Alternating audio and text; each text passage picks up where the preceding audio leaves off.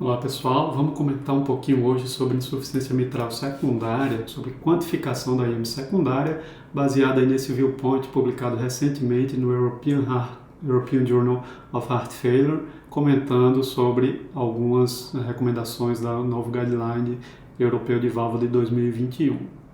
Voltando um pouquinho no tempo, a gente lembra que em 2014, no Guideline americano e no Guideline europeu de 2017 de válvula, foi proposta uma nova classificação para a insuficiência mitral secundária usando parâmetros diferentes da insuficiência mitral primária. Então a gente teria que uma insuficiência mitral secundária ela seria importante a partir de um ERO de 0,2 e de um volume regurgitante de 30.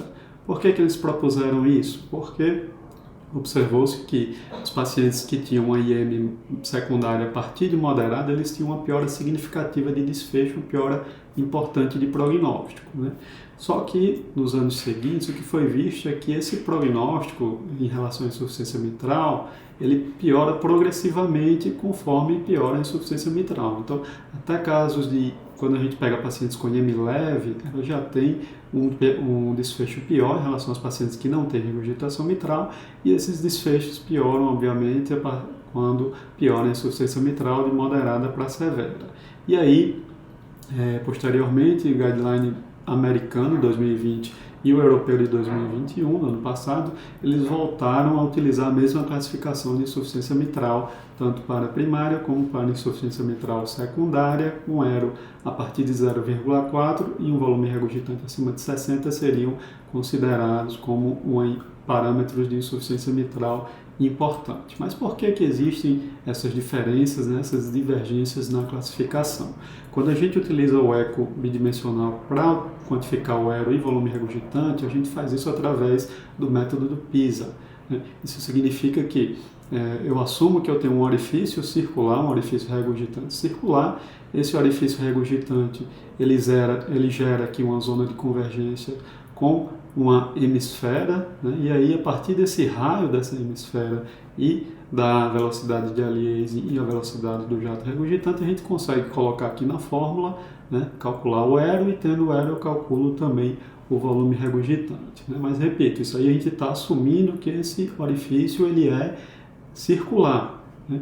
E isso é verdade para a maioria dos casos de insuficiência mitral primária, mas não costuma ser verdade quando a gente fala de insuficiência mitral secundária. Quando a gente está avaliando IEM secundária, normalmente o que a gente vê são jatos elípticos, jatos em forma de crescente, né? Então, quando a gente utiliza medida do ERO pelo método de PISA, a gente vai subestimar normalmente quando eu tenho um jato muito elíptico.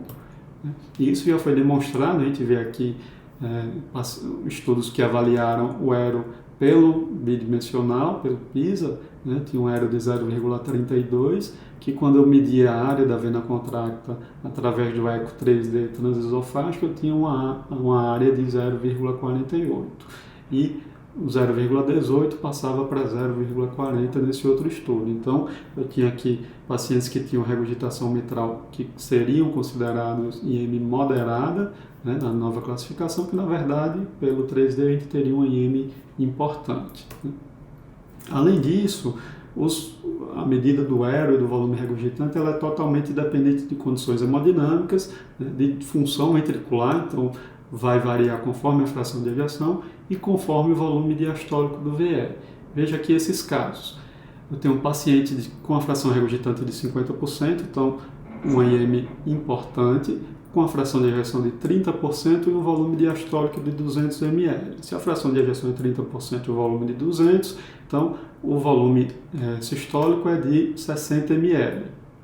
Só que desses 60 ml, 50% são volume regurgitante, né? 30 ml de volume regurgitante e 30 ml de volume ejetado efetivo. Então, eu tenho um paciente com a fração regurgitante de 50%, mas o volume regurgitante vai ser só de 30 ml e ele vai ter aí um ERO de aproximadamente 0,3, que seria considerado moderado, mas pela fração regurgitante é um IEM importante.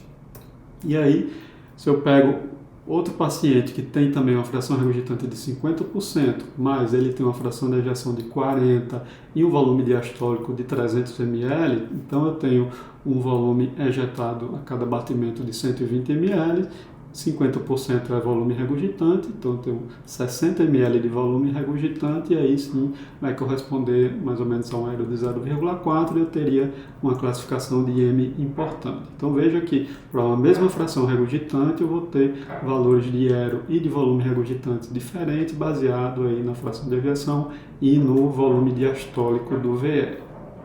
E é o que demonstra que esses gráficos, vejam que eu tenho aqui um paciente com uma fração de ejeção de 30%, uma fração regurgitante de 50%.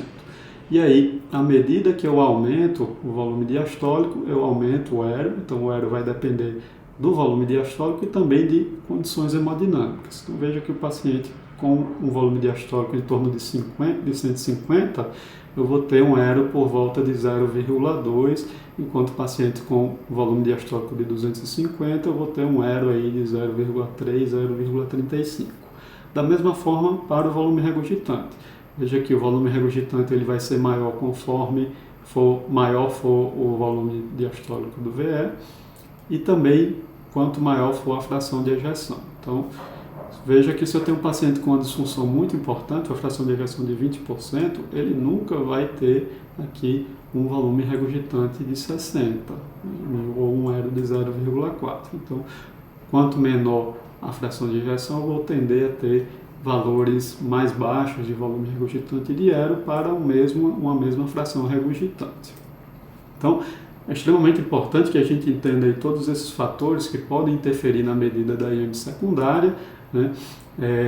Aparentemente a fração regurgitante ele é um fator que tem menos interferência, como se eu estivesse já fazendo uma medida ali calibrada para aquela função e para aquele volume diastólico, né? Em casos duvidosos, quando você tem casos limítrofes, pode fazer também a medida da área da vena contracta no 3D, faz o ectose esofágico, a medida direta da planimetria do orifício regurgitante, eu vou ter uma medida mais objetiva.